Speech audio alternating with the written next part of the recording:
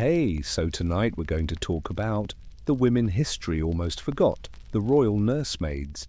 These were the women who rocked little princes and princesses to sleep, whispered lullabies in candlelit rooms, and carried struggles no one at court ever spoke about. And trust me, this isn't your usual history lesson. We're going into the quiet, hidden chambers of palaces where empires rested in the arms of women without crowns. And if you're enjoying these late-night journeys into the past, I'd really appreciate a like or subscribe. I'm super curious where you're listening from right now, so drop a comment with your location and the time it is there. Always amazes me that people all over the world are drifting off to these stories.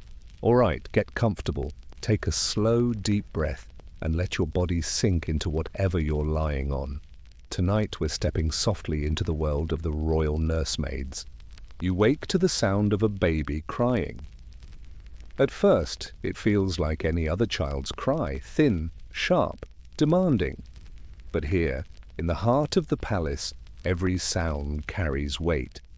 This child is not an ordinary infant. He is Prince Edward, the youngest son of the king. And the one who leans over his small cradle, rocking him gently in the candlelight, is Margaret, the royal nursemaid. Margaret is not dressed in silk like the Queen. Her gown is plain wool, her apron stiff with use, but her hands move with the grace of someone who has spent years learning the rhythm of comfort. She hums softly, a lullaby passed down not from books, but from her own mother, who sang it in a tiny village far from these marble walls. The chamber is dim, lit only by a single taper near the cradle.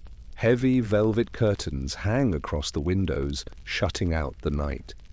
Beyond those curtains, soldiers guard the gates, ministers plan the future of kingdoms, and courtiers whisper secrets. But here, the true battle is for sleep. Edward's small fists flail, his cheeks flushed red. Margaret presses him against her shoulder, swaying slightly, whispering into his ear, as though the two of them are the only souls alive. She knows the Queen is sleeping in the grand chamber nearby, exhausted after a long day of ceremony. The king himself has not been seen since supper, lost in the maze of council meetings and royal concerns. In the silence of the night, the weight of the dynasty rests not with them, but with her arms.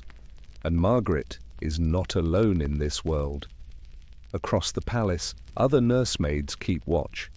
Agnes, older and sterner, tends to Princess Anne, who at 4 years old still wakes in fear of the dark. Then there is Joan, young and soft-spoken, barely 17, who hums to the twin boys until their restless bodies finally surrender to sleep. Each of them knows the lullabies, each of them knows the weight of tiny royal bodies pressed against their shoulders, and each of them knows the hidden struggles that never make their way into history's pages. For while the court praises their devotion, whispers flow in corners that these women are closer to the royal children than their own mothers.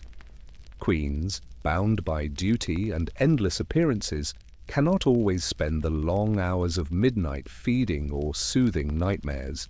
It is the nursemaids who hear the first cry, who feel the fevered foreheads, who sense the subtle tremor of illness before the physicians arrive. Margaret feels it all. Tonight, as Edward's sobs grow weaker under her humming, she remembers her own child, lost 3 winters ago to a fever that swept through the servant quarters. The grief never left her, but here, holding the prince, she channels all the love she never got to give. No one will speak of that. To the world she is simply a servant, but to this child she is warmth, she is safety, she is the quiet heartbeat in the dark. The hours pass slowly. The palace beyond her chamber remains silent, though faint echoes of boots on stone remind her that life never fully sleeps here. When Edward finally drifts into a shallow slumber, she lays him back into the cradle with infinite care, adjusting the tiny wool blanket around his body. She lingers, her fingers brushing the embroidered edge, a small smile tugging at her lips despite her exhaustion. Then a knock. Soft, urgent.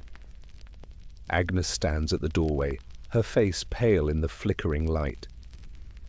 "Margaret," she whispers, "Anne will not settle. The Queen has asked for her. Can you come?" Margaret glances back at the sleeping prince, hesitating. Duty ties her here, yet she knows the Queen's patience wears thin when the princess cries too long. With quiet steps, she leaves Edward in Joan's care, following Agnes through the darkened corridor. The hallway is lined with tapestries and golden sconces, but in this hour it feels more like a hushed labyrinth. Shadows stretch across the stone floor as their footsteps echo faintly. Margaret has walked these halls 100 times, yet in the night they always carry a weight of secrecy. She cannot help but think that while the chroniclers write of kings and wars, it is these passages, these midnight walks, where the true history of the palace unfolds. When she enters Anne's chamber, the little girl is sitting upright in bed, her face streaked with tears. The Queen is there, standing stiffly beside her, her expression composed, but her eyes heavy with fatigue. "She will not rest," the Queen murmurs, almost apologetically as though admitting a failure. Margaret kneels beside the bed, her voice gentle. "Hush, my lady, it is only the night playing tricks." She begins to hum, the same melody she used for Edward, and Anne leans instinctively toward her. Slowly, the child's sobs fade, her breathing steadies, and her small fingers clutch Margaret's sleeve. The Queen watches in silence, her face unreadable, for in this moment it is clear to both women the bond between nursemaid and child is deeper than ceremony allows. And so the night continues, one chamber after another, one lullaby after the next. The palace alive not with the clang of swords or the clash of politics, but with the quiet, unseen labour of women who will never wear a crown, but who hold the future in their arms. Dawn arrives slowly in the palace. The first light creeps across the high stone walls, slipping through narrow windows and spilling onto cold flagstones. For most of the court, mornings begin with ceremony, bells ringing, servants bustling, and lords striding into council chambers. But for the nursemaids, the day has already been long before the sun lifts its head. Margaret wakes from her short rest on a wooden bench beside the cradle. Prince Edward stirs again, his small face scrunching as though the weight of the world already presses on him. She bends over quickly, lifting him into her arms before his cries can disturb the Queen's chamber. Her back aches, her eyelids burn, but she has no choice. This is the rhythm of her life. Nearby, Joan rubs her own eyes, standing stiffly after hours spent rocking the twins. She is only 17, yet the lines of exhaustion etch themselves across her face like someone twice her age. Still she forces a smile as Margaret passes her in the corridor. "He slept well?" Joan asks, though the answer is written clearly in the hollows beneath Margaret's eyes. "Better than most nights," Margaret replies softly. It is not entirely true, but among the nursemaids, small kindnesses matter. In another chamber, Agnes is already tending to Princess Anne. At 4 years old, Anne is lively, sharp-eyed, and demanding, traits that amuse the courtiers but leave her caretakers weary. Agnes dresses her carefully, brushing out her golden hair, while humming a steady tune to distract her from fidgeting. Anne kicks her small legs impatiently. "I want Mother," she insists, as she does most mornings. "Her Majesty is busy," Agnes says firmly, though she keeps her tone warm. She has learned that children of royalty can be more stubborn than any peasant child she once knew. Yet her patience never falters. She pulls Anne into a brief embrace, a gesture that no one but the child will remember. Breakfast in the palace is an elaborate affair, tables groaning with roasted meats, warm bread, fresh fruit from the orchards. But the nursemaids eat quietly in the servants' hall, far from the shining silver and golden plates. Their meal is plain porridge and a crust of bread, sometimes sweetened with honey if the kitchens are generous. Still, for women who come from humble villages, even this feels like plenty. It is here, at the long wooden table, that the nursemaids find a moment to breathe together. Margaret sits across from Joan, their bowls steaming in front of them. Agnes joins soon after, carrying her weariness like a cloak. "The princess woke thrice before dawn," Agnes mutters, lowering herself onto the bench. "I swear she has the energy of 10 children." Joan laughs softly, though the sound quickly fades. The twins are no better. They fight sleep as though it were an enemy. Margaret listens in silence, stirring her porridge absent-mindedly. Her thoughts drift again to her own child, the one she lost. The grief never leaves her. It simply sits quiet in her chest, like a shadow that refuses to lift. She does not speak of it. Among nursemaids, sorrow is carried quietly. After the meal, duties resume. Nursemaids are not merely caretakers of children, they are guardians of routine. They prepare warm cloths, fetch clean gowns, ensure the fires burn gently in the chambers. They keep the little ones entertained, while physicians check pulses and priests murmur blessings. They sing, they soothe, they teach first words in soft whispers. Every detail matters, for these children will one day rule. Later that morning, Margaret carries Edward into the royal gardens. The boy is swaddled in fine linen, but his small hand escapes, grasping at the autumn air. She walks slowly beneath the yew trees, watching the light flicker across his face. Joan follows with one of the twins, her steps uneven with tiredness. The gardens are quiet at this hour, and here the nursemaids find a kind of peace denied to them inside the palace walls. Birds chatter in the hedges, leaves crunch softly underfoot, and for a moment the cries of infants seem like part of nature's song.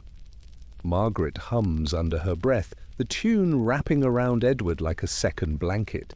Yet even in this peace, struggles linger. As they walk, Joan glances at Margaret hesitantly. "Do you ever think of home?" she asks. Margaret pauses, the question catching her by surprise. She has not thought of her village in years, at least not in a way she could speak aloud. But the image rises, her mother at the hearth, her child running barefoot in the fields before illness claimed him. "Every day," she whispers finally. Joan nods, clutching the baby closer. She does not say more, but the silence between them feels full, as though both women understand the unspoken truth, that their lives, though tied to royalty, are bound in sacrifice. By midday, the palace grows loud with activity. Courtiers hurry along corridors, the king's advisers gather in chambers, servants carry trays of food and wine. But in the nursery, time moves differently. Here, the world revolves around the steady rhythm of sleep, feeding, and comfort. The nursemaids remain unseen, their labor hidden in plain sight. As the afternoon sun casts long shadows across the stone floors, Margaret sits near the cradle, Edward nestled against her chest. His breathing is soft even.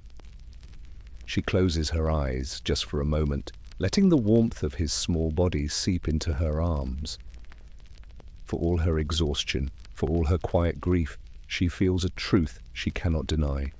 She belongs here, in these quiet hours, shaping the earliest memories of a prince who will never remember her name. And yet history is built on such forgotten hands. The morning has barely settled when the first storm of the day arrives. Not thunder from the skies, but the shrill voice of Princess Anne echoing down the corridor. You hear it before you reach her chamber, sharp, high-pitched cries of, "No, I don't want it! I said no!" the kind of sound that makes even the most seasoned nursemaids stop in their tracks.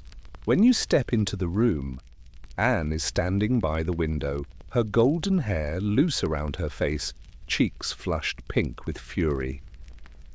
The gown Agnes tried to dress her in lies crumpled on the floor. The child's tiny fists are balled, her little slippers stamping against the stone floor as if she could break it by sheer will. Agnes looks worn and pale, trying to coax the princess with a soft tone. "Your Highness, you must wear this dress. The Queen will expect you in the hall." Anne glares at her, eyes flashing with that strange mix of innocence and power only royal children carry. "I don't want it. I want the red one, or I won't go at all." You stand by the doorway for a moment, unseen. This scene is familiar. Every child has tantrums, but here in the palace, every cry carries consequence. A noble's child throwing a fit might be a nuisance. A princess doing so is a disruption, a ripple in the carefully crafted image of the royal household. Margaret, steady as always, steps in beside you. She doesn't rush, she never does. Her voice is quiet, even when chaos reigns. "Come," she whispers to Joan, who lingers nervously near the cradle of the younger twin. "Watch closely. This is how you handle storms." You follow Margaret as she moves toward Anne. The princess kicks the fallen gown, stamping her foot again. Margaret doesn't argue. She bends slowly, picks up the dress, and smooths it between her hands as if it were the most important cloth in the world. "What a lovely gown," she says softly, almost to herself. "Do you know, when you wear this, the courtiers will think the sun itself has come into the hall?" Anne pauses, just slightly. Enough to catch her breath. Margaret continues, her tone gentle but firm. "The red gown is beautiful, yes, but this one makes your eyes shine brighter. Shall we see?" She holds the gown open, waiting. Silence stretches. You hold your breath. Anne hesitates, then tosses her hair. "Only if I can have the red ribbon with it?" Margaret doesn't smile too wide. Never give a child the sense they've won outright. Instead, she nods slowly. "The red ribbon, that seems fair." Within minutes, the tantrum is gone.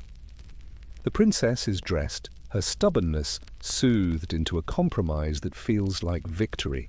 You exhale, realizing only then how tense you had become. Joan whispers beside you, "I would have just forced it on her."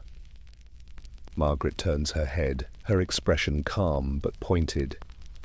And then she would have screamed louder, and the Queen would have heard, and it would be us who faced the wrath. Never forget, obedience in this place is taught, not beaten into them. They are royal. They must believe they choose, even when they do not. Those words linger. You realize how delicate your role truly is. You are not just a caretaker. You are a teacher in silence, shaping the manners of children who will one day command nations. Later that day, you are sent with Joan to walk the princess in the garden. The sun glows weakly through the autumn mist, and Anne skips ahead, her energy restored after the morning battle. She plucks a flower from the hedge, twirling it between her fingers. Joan, still unsure, calls after her. "Princess, don't pick the flowers." Anne stops, looking back with a mischievous tilt of her head. "Why not? They're mine. This is my garden." Joan flushes, stammering. Because it isn't proper." Anne giggles, tossing the flower aside. "Proper is boring." You see Joan's face fall, her inexperience cutting through her composure. She doesn't know how to answer, so you step forward, your voice steady. "Your Highness, do you know why proper matters? When people look at you, they don't just see a child. They see their future queen. They see grace, even when you feel tired, or angry, or wild." If you pick the flowers, the gardeners will weep, but if you leave them, the court will see your kindness. Anne looks at you, serious now. Children know when truth is being spoken. She bends, carefully placing the flower back on the hedge, even though it will never reattach. Then I will leave them, she says solemnly. Joan glances at you, wide-eyed, as if she cannot believe the change. You say nothing. The lesson was not for Joan's ears, but for Anne's small heart. Back in the nursery, the rhythm resumes, feeding, rocking, teaching first words to the twins. Yet the morning's events stay with you. You see how Joan struggles, fumbling with patience, her temper fraying too quickly. She is young, too young perhaps, but Margaret shields her gently, guiding without scolding. That night, when the palace sleeps and you sit by the cradle's soft glow, Joan whispers to you. How do you do it? How do you stay calm when they shout, when they push, when they refuse? You think for a moment, listening to the even breaths of Prince Edward. Then you answer, quietly, because they are children, and because we are not allowed to be. We must be calm, even when we are breaking inside. Joan says nothing, but you see the understanding in her eyes, the slow acceptance of a truth she hadn't known before. And so begins the long lesson of obedience, not just for the royal children, but for you, the women who raised them. Obedience to the court, to silence, to patience. You learn that every tantrum is a test, not only of the child, but of your own strength. The palace never sees this. They only see the child, dressed and smiling, ready to greet the queen. They never see the nursemaids behind the curtain, teaching obedience in whispers, holding back frustration with smiles, bearing exhaustion with grace. But you see it. You live it. Every day. And in the quiet hours, when the children finally sleep, you wonder which of you is truly learning obedience, Princess Anne, or the women who bend their lives around her will. Illness arrives without warning. One night, the nursery seems calm. Candles flicker softly, lullabies drift into silence, and the children's breaths rise and fall in steady rhythm. But before dawn, the rhythm breaks. You hear the sound first, a rasping cough, sharp and unexpected, slicing through the stillness. Then comes the heat. When you place your hand upon the prince's forehead, you feel it burning like a coal left too long in the fire. Panic stirs in your chest, though you force yourself to remain steady. The child whimpers, his small body restless beneath the linen blankets, sweat dampening his hair. You whisper his name softly, though he is too lost in fever to respond. Within minutes, the nursery is alive with movement. Margaret rises from her bench, her calm masking a quiet fear. Joan rushes to fetch water, her steps clumsy with urgency. Agnes bends close, murmuring prayers under her breath, as though words alone might chase the sickness away. The palace, usually slow to wake, is thrown into chaos. Servants hurry along corridors to summon physicians. Courtiers whisper at doorways, their voices heavy with speculation. By sunrise, the Queen's advisers already know, and their concern carries sharp edges, for if the child does not recover, blame will not rest easily upon physicians or fate. It will fall, as it so often does, upon the women who guard the nursery. Upon you. Physicians arrive first, their robes sweeping the stone floors as they enter with practiced solemnity. They press cool hands to the prince's skin, examine his throat, peer into his eyes. One shakes his head gravely, muttering of imbalances and humours. Another prescribes a bitter draught of herbs steeped in hot water. You help hold the cup to the child's lips, though he resists, pushing weakly against you. Drops spill down his chin, soaking into his nightshirt. You murmur comfort, though your own stomach knots with worry. After the physicians come the priests, Their presence fills the chamber with incense and whispered Latin prayers. They stand near the cradle, raising their voices in blessings, tracing holy signs above the prince's forehead.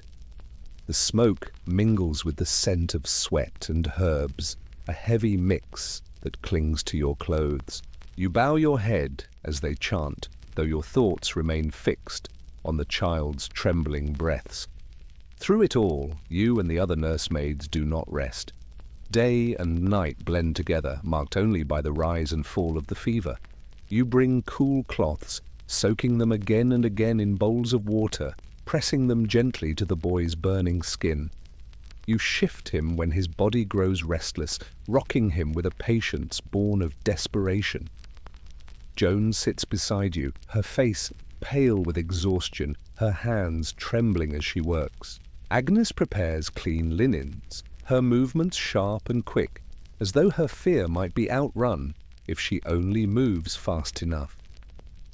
Margaret, steady as stone, gives quiet instructions, her years of service guiding the rest of you. In those hours, friendship binds you together more tightly than ever. You do not speak of your fear aloud, it hangs too heavy in the room already, but you share it in glances, in the way you pass tasks between you without words, in the way you hold one another up when weariness threatens to pull you down. When Joan begins to cry silently after a long night, Margaret places a firm hand upon her shoulder.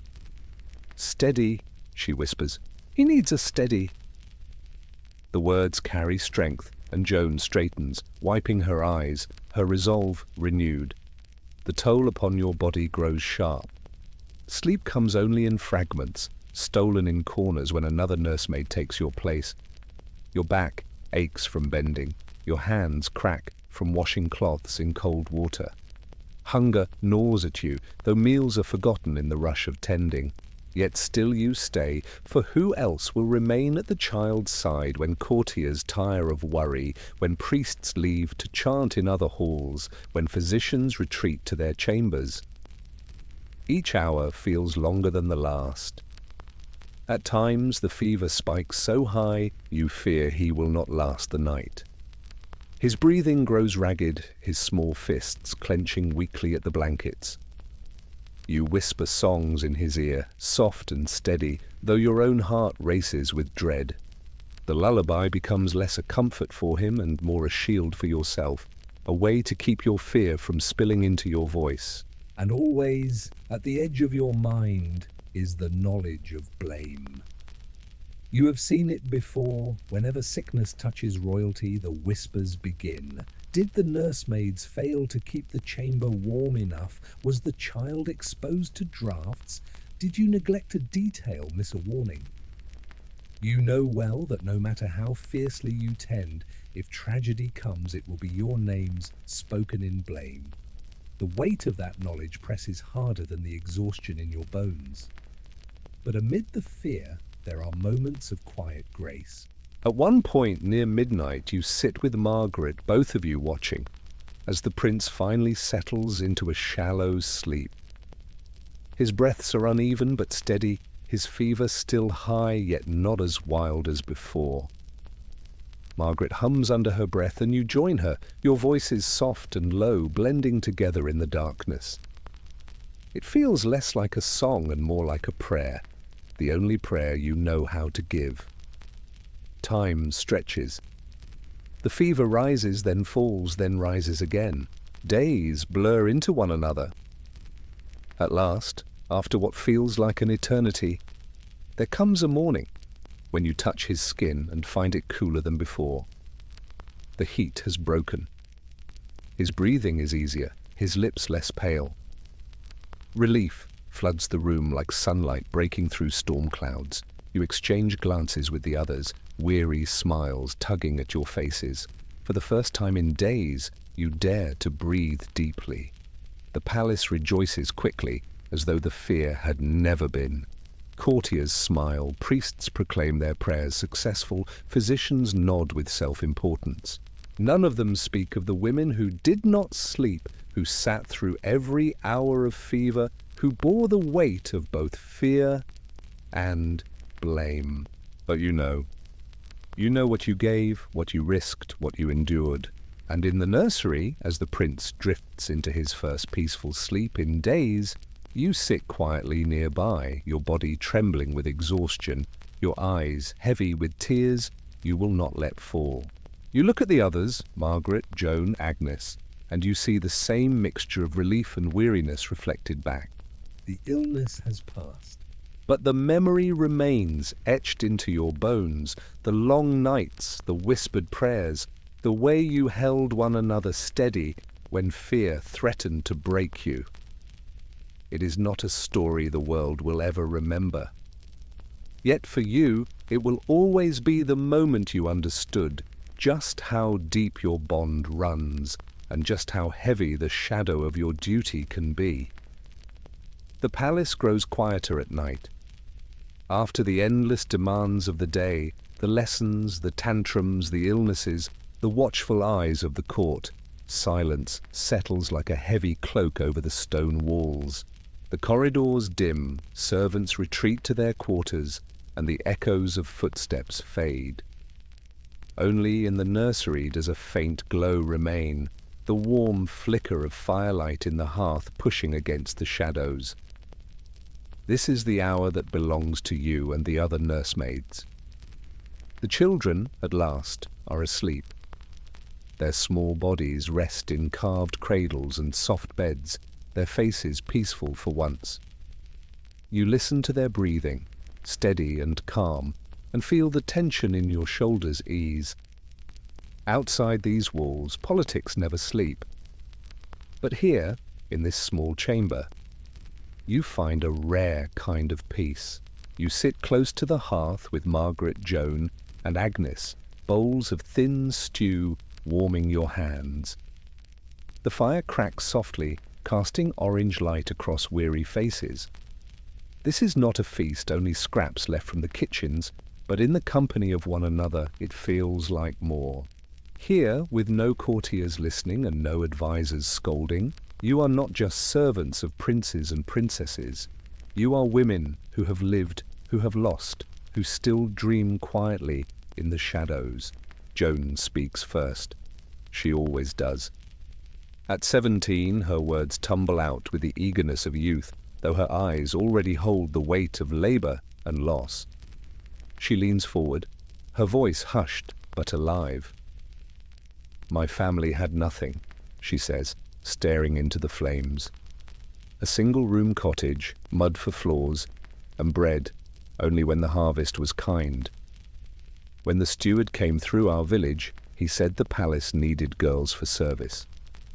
My mother told me to go.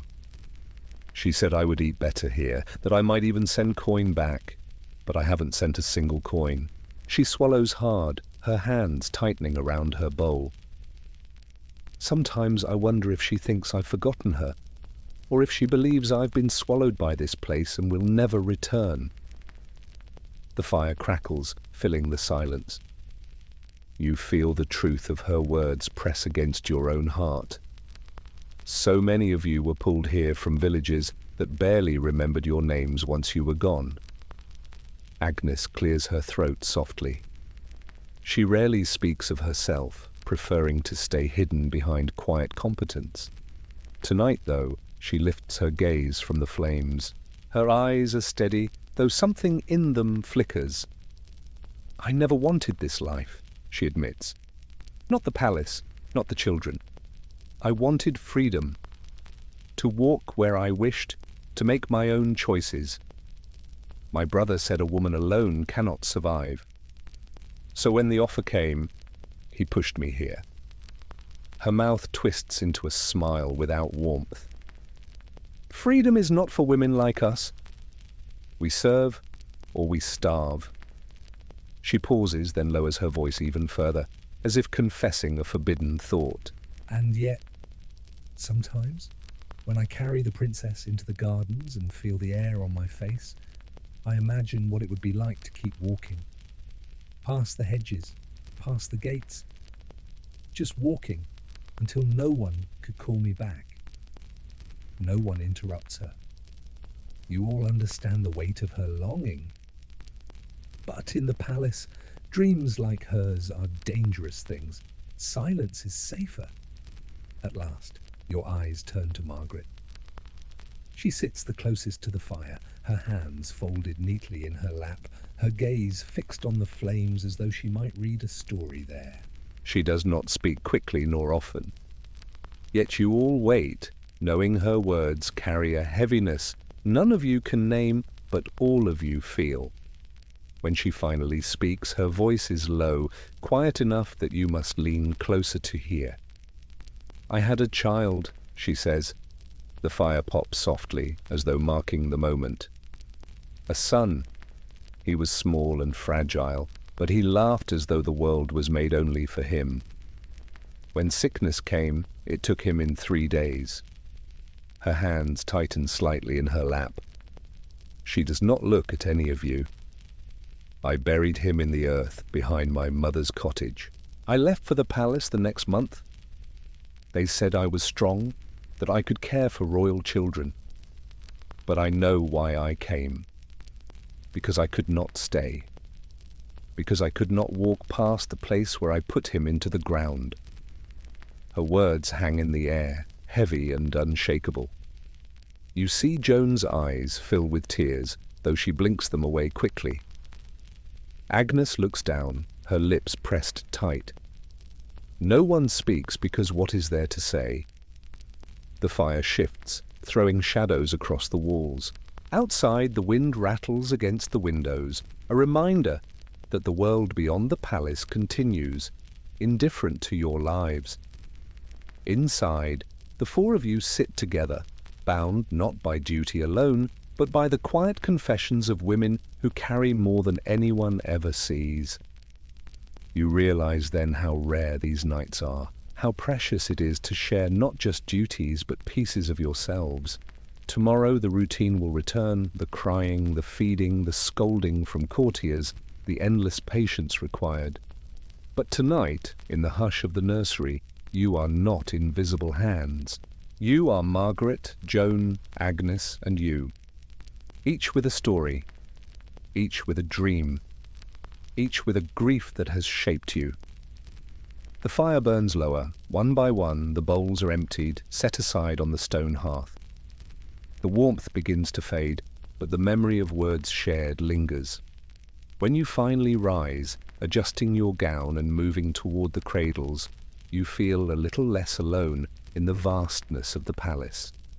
You lean over the sleeping children, brushing a strand of hair from the princess's forehead, adjusting the blanket around the prince. They breathe softly, oblivious to the storm of hopes and sorrows that circle around them. You wonder, not for the first time, if they will ever understand what was given to keep their world safe and quiet. Perhaps not. But tonight, by firelight, you and the others gave each other something rare. Not freedom, not rest, but understanding. And in a world where your names will never be carved into stone, perhaps that is enough. The morning began earlier than usual. Long before the bells of the palace chimed, word travelled quietly through the servants' corridors.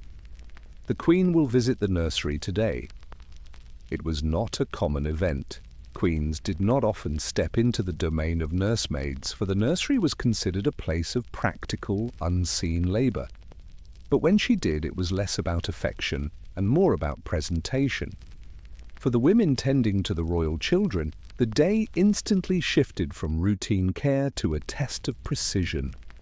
Margaret woke with a heaviness in her chest. She had endured many inspections in her years of service, yet the feeling never changed. Nerves sharpened, breath caught short, hands trembling with every fold of fabric. Joan whispered a nervous prayer as she arranged the children's clothing by the cradle.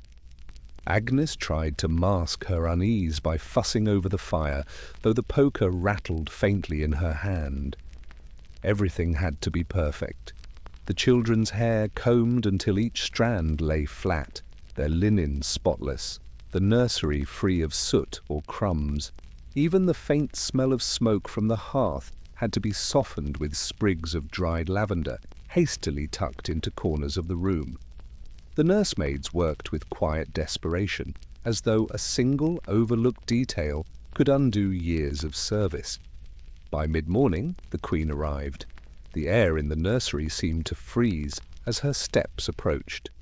A train of attendants followed her, their shoes clicking sharply against the polished floors. The door opened, and the women instinctively bowed their heads, their bodies stiff with formality. The Queen moved with a deliberate grace. Her gown shimmered faintly in the filtered light, heavy with embroidery and edged in gold thread. Pearls lined her neck, and her expression carried the calm severity of one accustomed to obedience.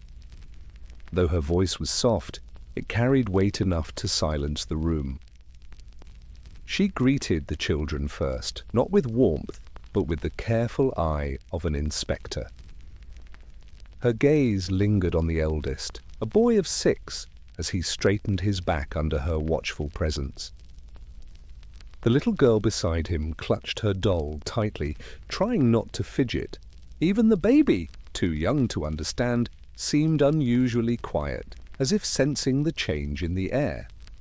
Margaret, standing closest, gently held the infant, her arms steady though her heart pounded. She dared not look directly at the Queen, only kept her eyes lowered in respectful deference. Behind her, Joan smoothed the children's tunics, and Agnes stood ready to fetch water or cloth at the slightest sign. The Queen began her inspection with words of praise for the children's neat appearance. But as her gaze moved around the room, her tone sharpened. She pointed out the faint ash mark on the hearthstones. She noted a wrinkle in the corner of a bed cover, barely visible to ordinary eyes but glaring to hers. Each observation landed heavily on the nursemaids, who nodded quickly and murmured apologies. For the Queen, the nursery was more than a room of care. It was a reflection of her rule, her legacy, her image of control. The children were not just children, they were symbols of continuity, of order. Their behavior, their appearance, even their posture was an extension of royal dignity. The nursemaids knew this well. A child's sneeze, a misstep, or a scuff on the floor could be read as their failure.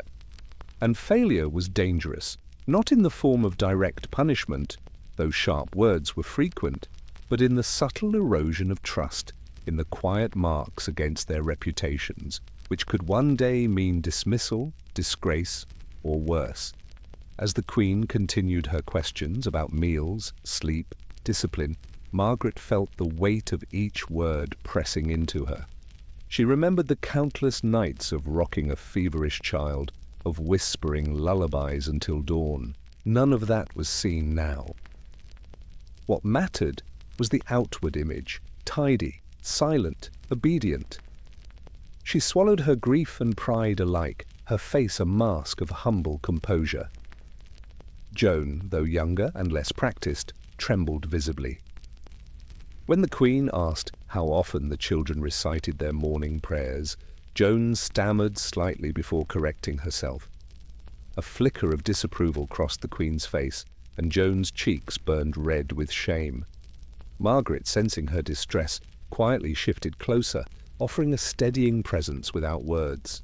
Agnes, usually careless with her chores, stood more rigid than either of them. Her dream of freedom, though rarely spoken aloud, felt impossibly far in moments like this. For now she was bound by duty, her very survival depending on perfection. Her eyes remained fixed on the Queen's hands, waiting for any signal to act. After what felt like hours, though in truth it was less than one, the Queen concluded her visit. She reminded them of the importance of vigilance, of discipline, of order.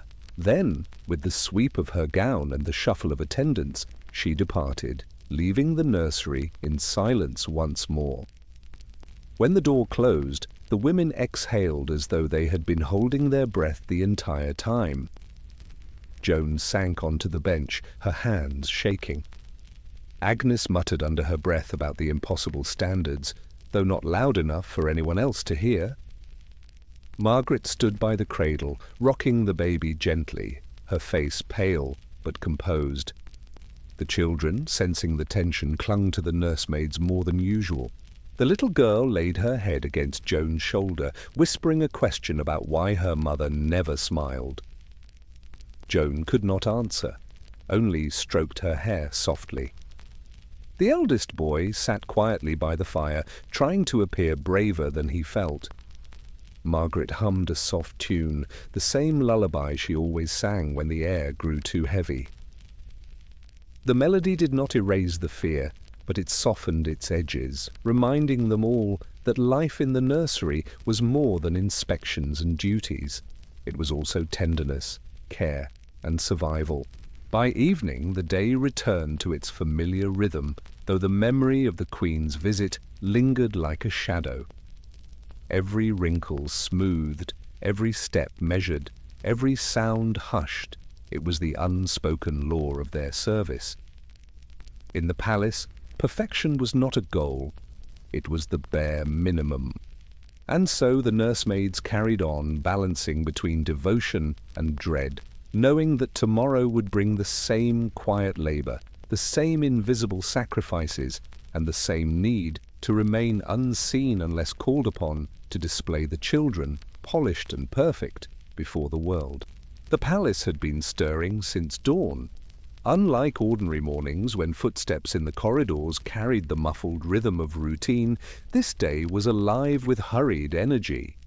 The annual festival was upon them, a day of colour, display and grandeur, when the royal family would appear before the people in full ceremony.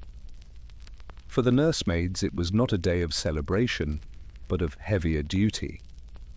Their task was to prepare the children, to ensure every thread of clothing, every curl of hair, every tiny gesture was flawless. Margaret rose before the first bell, her body aching from the night's vigil with the baby, yet her mind already counting the steps ahead. Joan hurried to the basins, fetching warm water before the rush of other servants crowded the hallways. Agnes straightened the garments laid out on the benches, brushing the fabric with the care of someone who knew even a stray wrinkle might be noticed. The children were restless with excitement.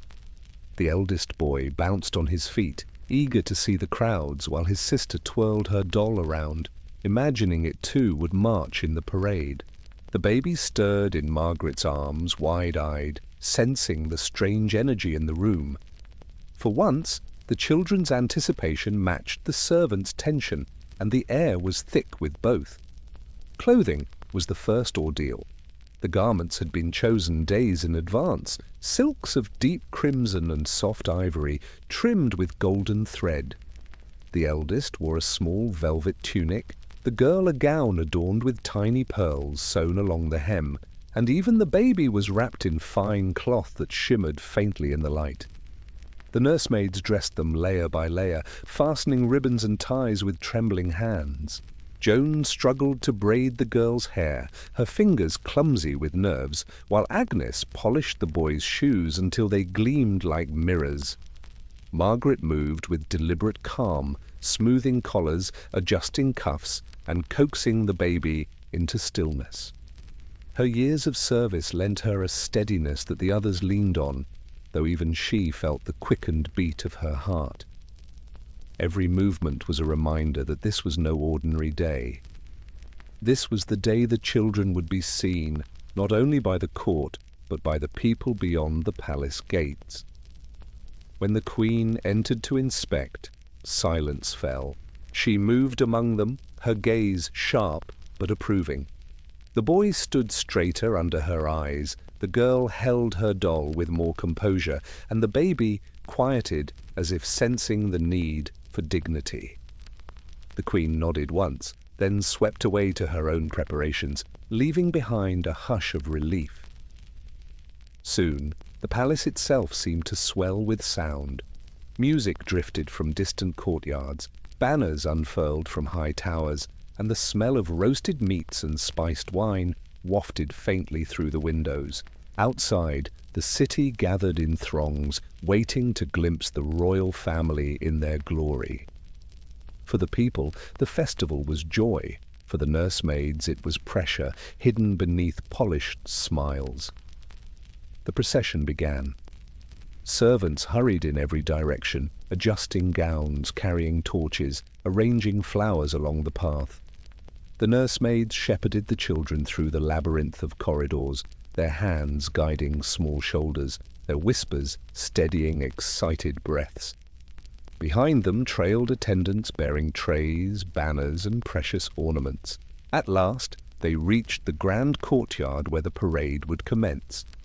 The sun shone bright upon stone and silk alike, casting the scene in brilliance. Trumpets blared, their sound echoing across the walls, and the gates opened to reveal the gathered crowd beyond.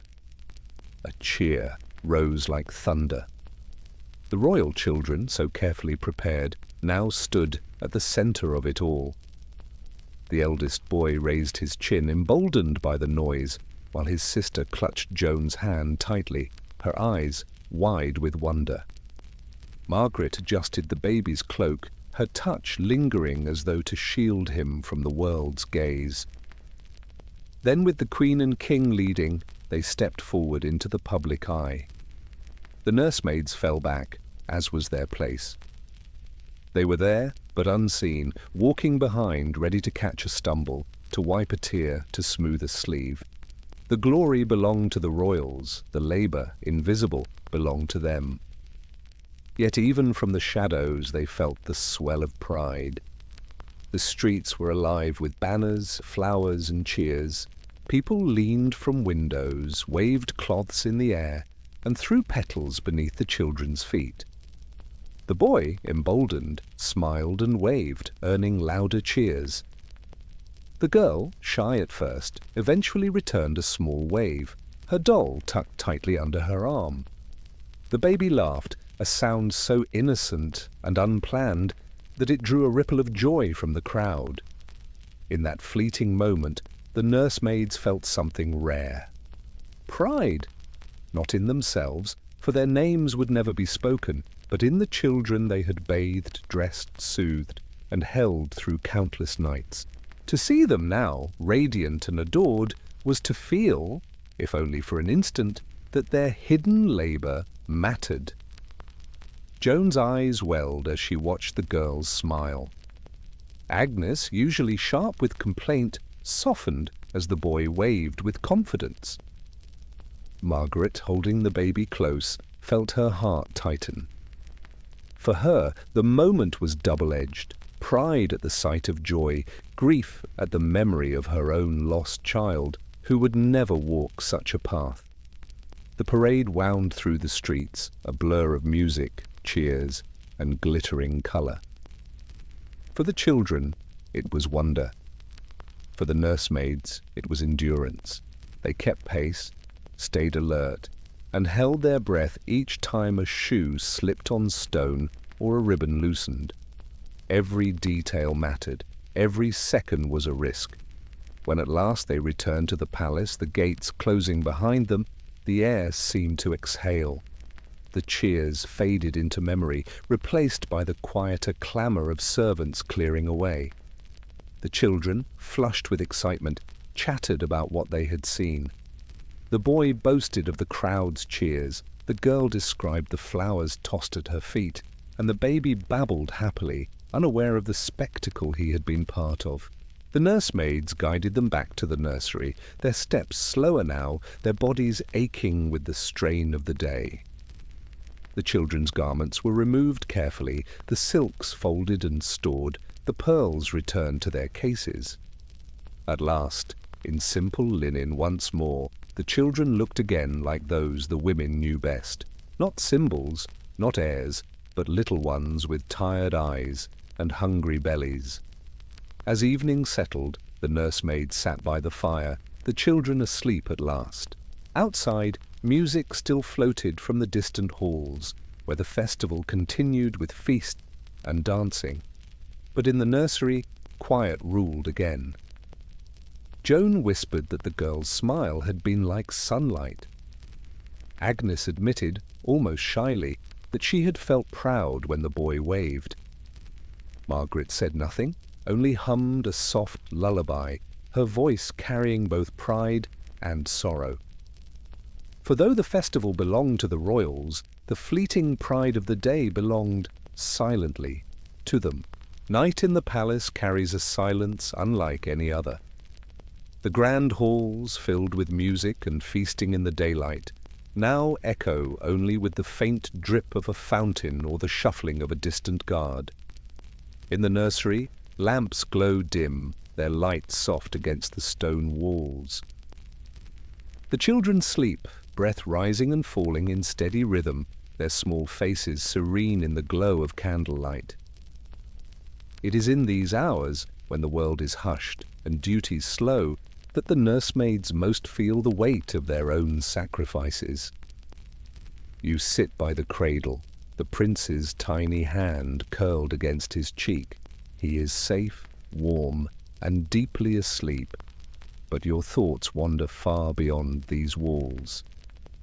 Beyond the velvet hangings, beyond the palace gates, lies the village you once called home. You think of it often in these quiet hours, its crooked lanes, its muddy fields, the smell of bread rising in a small hearth. It has been years since you last walked there. Years since you last held your own child. For Margaret, this grief is sharpest. She rarely speaks of it, but every lullaby she sings, every child she cradles, carries the echo of a son lost too soon. Sometimes she hums with her eyes closed, the tune spilling softly like water over stones, and the others do not interrupt. They know the melody is not only for the sleeping royals, but also for the one who rests in memory. Letters arrive now and then from home. They are passed quietly in the servants' hall, carried by messengers who care little for the women's private lives. The wax seals are plain, the handwriting uneven, but to those who receive them, they are treasures. Joan clutches hers with a trembling hand, her face brightening as she reads words from her mother, news of a sibling's marriage, a cow that has calved, the harvest that was good this year. For a moment, her eyes shine as though she were 16 again, barefoot in a village lane. Agnes rarely receives letters. Her family is distant, her ties frayed.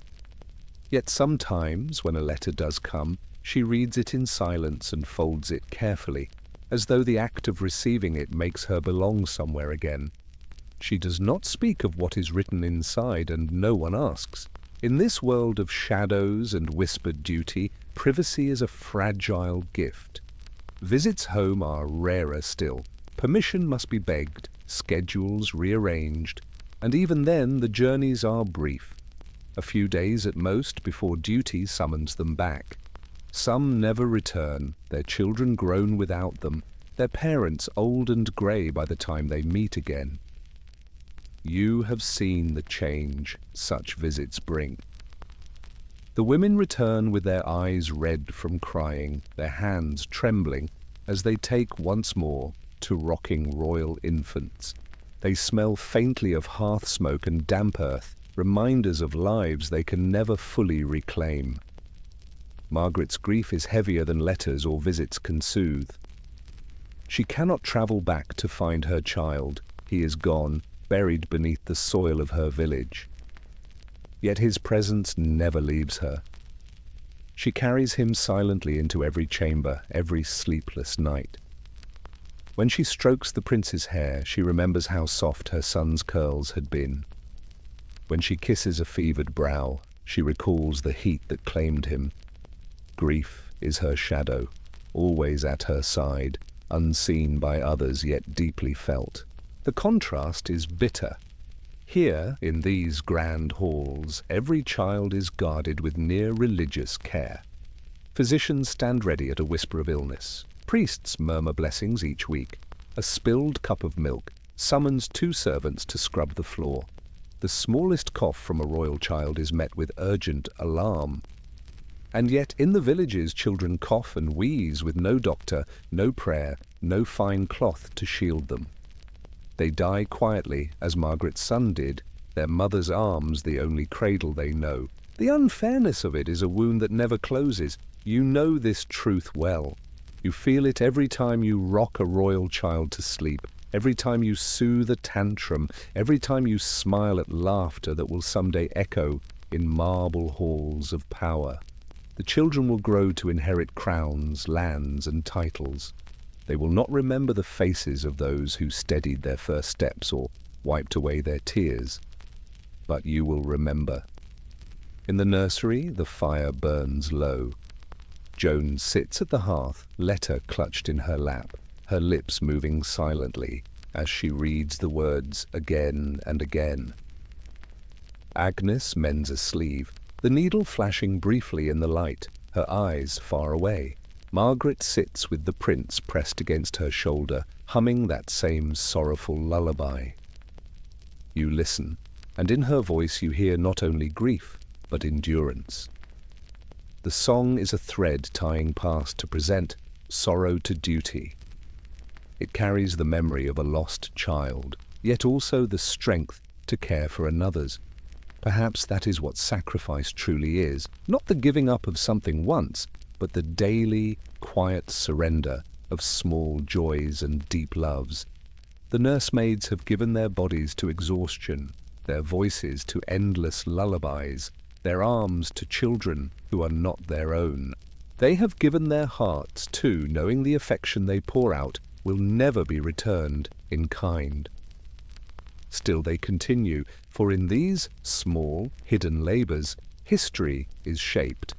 The prince will one day rule with steadiness, born of knights cradled in Margaret's arms.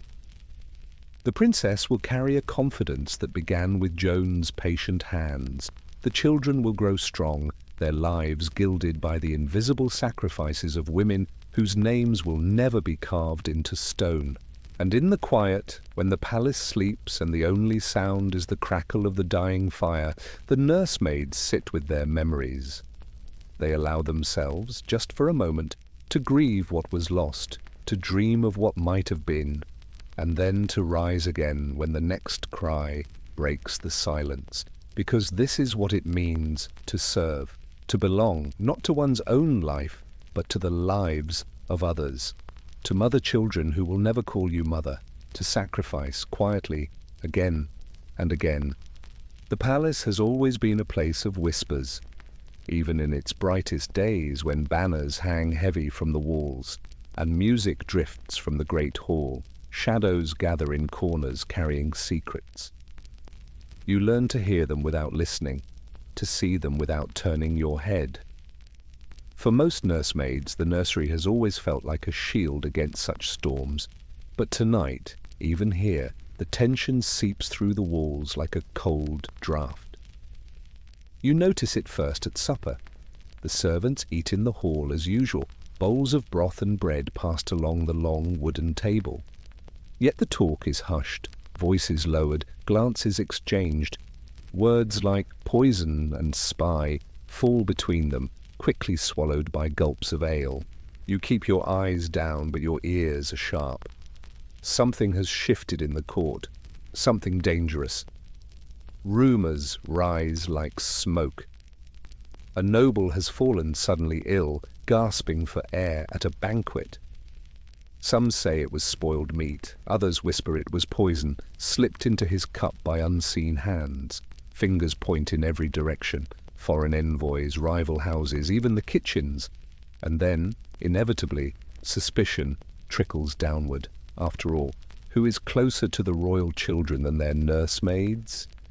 You feel the sting of that thought before anyone speaks it aloud, but soon enough the whispers grow louder. A chamberlain pauses too long when passing you in the corridor. A guard narrows his eyes as you carry a tray of milk to the nursery. The trust you once felt invisible, unshakable, now feels brittle, like glass about to crack. Inside the nursery, the atmosphere tightens. The Queen visits more often, her gaze sharp, her tone clipped. She inspects the cups, the blankets, even the air, as though danger might cling to the very walls. The children do not understand the fear around them. They tug at your skirts, laugh at simple games, cry for milk, But behind every cradle song now lies a question. What if they suspect us? For Joan, the fear is worst of all. She is young, still learning the unspoken rules of this world. Her hands tremble when she pours water, her voice falters when questioned, and fear makes mistakes more likely. One evening, as candles burn low, Joan prepares a cup of warm milk for Princess Anne. She moves too quickly, her thoughts tangled in worry, and forgets a step the kitchen's drilled into her, tasting a drop before bringing it to the child. It is a small oversight, but one that does not go unnoticed. The Queen herself enters at that moment, robes sweeping like a storm, her eyes narrow on the untouched cup, her lips pressing into a hard line. "Did you drink of this first?" she demands. Joan freezes, her cheeks flooding red. Her mouth opens, closes, but no sound comes. The silence hangs heavy, thick with accusation. One mistake, one forgotten ritual, and the thread of trust frays dangerously close to breaking. It is Margaret who steps forward, calm, steady, her hands sure. She takes the cup from Joan's hand without hesitation, raises it to her lips, and drinks. The milk is warm, sweet, harmless. She lowers the cup and bows her head. "It is safe, Your Majesty." The Queen studies her for a long, tense moment, then nods sharply and turns away. But the warning is clear. The eyes of the court are watching. Any slip, any hesitation, could doom them all. After the Queen departs, Joan collapses into tears by the fire. Her voice trembles as she whispers, "I could have doomed us. I didn't think." You kneel beside her, laying a hand on her shoulder. The others gather close, forming a circle of quiet solidarity. "This work is never only about the children," Margaret tells her softly. "It is about the court, the politics, the dangers we are made to carry. You must remember that. Every cup, every blanket, every word we speak, it can all be turned into suspicion." Joan nods, eyes swollen, her shame heavy. Yet beneath her tears lies something else too. The sharp knowledge that this role is not only exhausting, but perilous. Caring for royal children means stepping daily into a world where affection must balance with vigilance, and where loyalty is tested in ways no one outside these walls can understand. The days that follow are strained. Guards linger near the nursery door. Food is inspected twice. The priest prays longer, sprinkling holy water over the cradles. At night, the nursemaids take turns watching, listening for the smallest sound. An intruder's step, a cough too sharp, a breath that falters. Their bond grows tighter, for only together can they withstand the weight pressing on them. And yet, within this tension, life continues. The children still laugh at shadows on the wall, still tug at your braids, still fall asleep to lullabies. Their innocence shields them from the storm, even as you stand at its center. One night, as the fire dwindles, Joan whispers into the silence, "Why do they doubt us? We give them everything. Our strength, our sleep, our hearts. Why is that never enough?" No one answers immediately. The crackle of the fire fills the pause. Finally, Margaret speaks, her voice low. Because loyalty is invisible, no one sees it until it breaks, and so they test it again and again, as though fear can make it stronger. Her words linger long after the flames die. You realize then that the crisis is not only about poison, or spies, or rumors. It is about the fragile thread of trust binding nursemaids to the royal family, a thread that can be cut at any time by suspicion. And yet, despite the fear, despite the risk, you rise each morning, ready to carry on. Because the children need you. Because your loyalty, though unseen, is real. And because in this palace of whispers, sometimes the quiet strength of those who are never remembered is what holds everything together. History often remembers the crowns, the battles, the treaties signed in gilded halls, and the men who sat upon thrones. But in the quiet corners of those grand palaces there were hands, steady, unseen, and almost always forgotten, that carried the weight of lives destined to shape kingdoms. These were the hands of the nursemaids, the royal children, once fragile infants who could barely lift their heads, now run freely through the palace gardens. Their laughter echoes beneath high-arched windows. They are dressed in silks, their movements rehearsed for courtly grace. They bow when expected, speak in measured tones when spoken to by nobles, and smile when prompted before foreign dignitaries. Their world has widened, but behind them still linger the shadows of the women who guided their earlier steps. Margaret watches from the nursery doorway as Prince Edward, no longer a babe, but a boy of 6, rides confidently across the courtyard on a small horse. The Queen looks on with pride, and courtiers murmur approval. Yet Margaret remembers the fever that nearly stole his life one winter, when she alone stayed awake through nights of coughing and shallow breaths. No one mentions that now. In the stories told by the court, it was divine providence, or perhaps the skill of a royal physician, that saved him. The nursemaid's sleepless vigil has no place in official memory. Agnes, too, remains in the shadows. She arranges linen, folds tiny garments, and ensures the nursery remains spotless. Her hands are cracked from washing and scrubbing, but she never lets them falter when dressing the little princesses in their ceremonial gowns.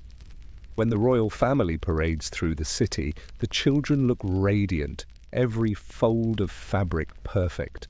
The crowds cheer for the heirs, for the monarchs, never for the quiet figure who knelt behind them in the hours of preparation. Agnes knows her name will never be written in any record. Yet, when she sees the children wave proudly, she allows herself a fleeting smile. Joan, ever talkative, finds fewer moments to tell her stories now. The children grow busy with tutors, lessons in languages, music, and etiquette. But when the winter nights grow long, she sometimes hums the same songs she once sang to soothe them as infants. The children rarely notice anymore, their minds drawn to brighter entertainments. Still her voice lingers in the background, a faint thread, connecting their earliest memories to the present. One day, when they are grown, perhaps the tune will stir faint recognition. Perhaps not. The truth is this. The nursemaids have given years of their lives, pouring tenderness, patience, and endurance into children who will never fully remember them. And yet, the bond remains. It is invisible, unspoken, and perhaps most of all, unacknowledged. The princes and princesses will carry forward with strength that was nurtured in quiet rooms, in hushed lullabies, in gentle hands that wiped away tears before anyone else saw them. For Margaret, this truth weighs heavily. She has no family name that will echo through chronicles, no lands to be passed on, no lasting memorial. What she has are fleeting moments etched only in her own memory, the warmth of a baby sleeping against her shoulder, the first laugh that brightened a dim morning, the trust of tiny fingers clutching hers in the dark. She reflects often in silence that she has belonged to this palace and yet remained apart from it. She is woven into the lives of its most important figures, but she is not woven into its history. And still there is a kind of dignity in it, for while chronicles erase, memory endures. Margaret believes that in some hidden way the love and care given by the nursemaids lingers in the souls of the children. Perhaps when Edward becomes a king, in some unconscious corner of his heart, the steadiness he shows will echo the steadiness of her arms that once held him safe. Perhaps when the princess offers comfort to her own child, the tenderness will trace back, unseen, to Agnes's gentle hands. History does not record the nursemaids, but that does not mean they were unimportant. They were the foundation upon which kingdoms rested. As Margaret sits in her narrow cot one evening, the palace quiet around her, she reflects on all this. The years have been long. Her back aches more than before, her hands feel slower, and her heart still carries grief that never leaves. Yet she feels a quiet certainty. She has belonged here, even if belonging meant sacrifice, even if belonging meant being invisible. She whispers a prayer not for herself, but for the children, for their futures, and for the women who will come after her, repeating the same cycle of care, sacrifice, and erasure. History may not write their names, but without them, there would be no history at all. And so, as we close this story, let us pause. Think not only of kings and queens, but of the quiet figures in the shadows who shaped them. Think of the forgotten hands of history, the ones who held the future without ever claiming it as their own. And that, dear listener, is the quiet truth of the royal nursemaids. Their names may be lost, but their touch shaped princes and princesses who changed the world. History rarely looks for them, but tonight we have. If you enjoyed this gentle walk through the past, I invite you to linger a little longer in forgotten history. You can subscribe so you don't miss the next quiet story. If this tale spoke to you, leave a thought, perhaps about someone in your own life who shaped you quietly without ever asking for thanks. And if you'd like, share this with someone who enjoys slow, hidden corners of history. Thank you for joining me, and until next time, rest well.